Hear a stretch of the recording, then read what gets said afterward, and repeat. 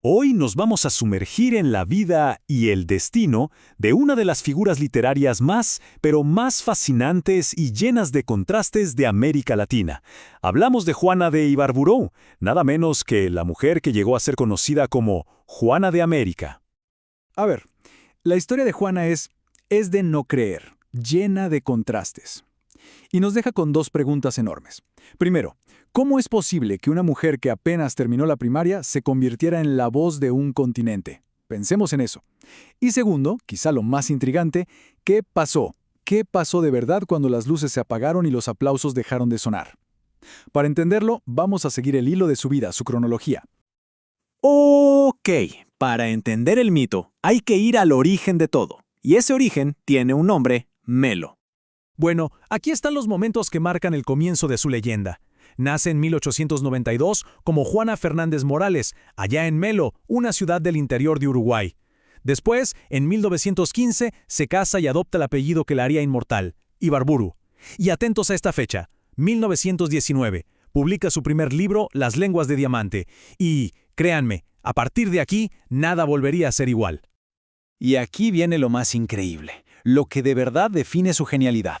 A ver, su educación formal fue solo la primaria. Repito, solo la primaria. Es algo asombroso. ¿De dónde salió esa voz literaria tan potente, tan única? Pues de la pura intuición, de un genio innato y, claro, de devorar libros sin parar.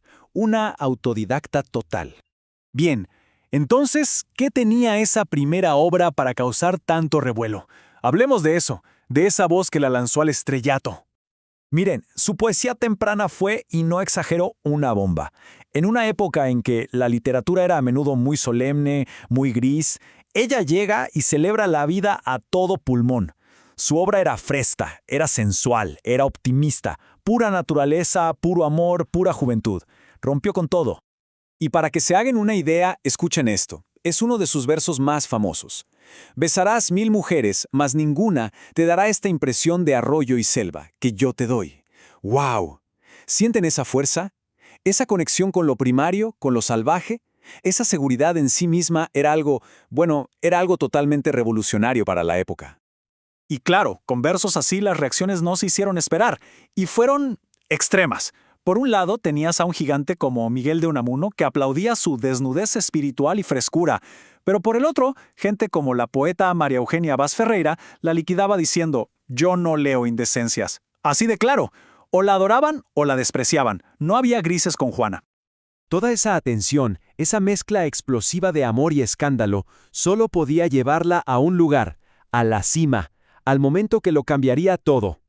El año clave fue este. 1929. Imaginen la escena.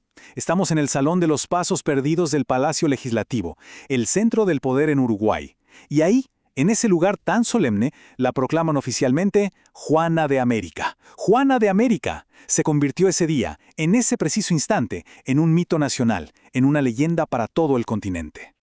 Pero ya sabemos cómo es esto. Toda luz brillante proyecta una sombra. Y justo en la cumbre de su fama, la historia de Juana da un giro tremendo hacia la oscuridad. Y este contraste es brutal. Miren, la poesía con la que se dio a conocer era todo amor, naturaleza, juventud, optimismo. Y de repente, todo cambia. Su poesía tardía es soledad, muerte, melancolía, angustia. Es como si fueran dos personas distintas. Era, sin duda, el espejo de una crisis personal terrible. ¿Pero qué pasó? ¿Qué pudo provocar un cambio tan radical? Bueno, detrás de la figura pública de Juana de América se escondía un drama terrible. Empezó a aislarse, a encerrarse en sí misma. Se habla de una relación muy, muy difícil y hasta cruel con su único hijo, Julio César. Sus poemas de esa época, con títulos que lo dicen todo, como Perdida o Elegía, son un grito de auxilio. Y a todo esto se sumó una adicción a la morfina, que empezó después de una operación y la fue consumiendo poco a poco.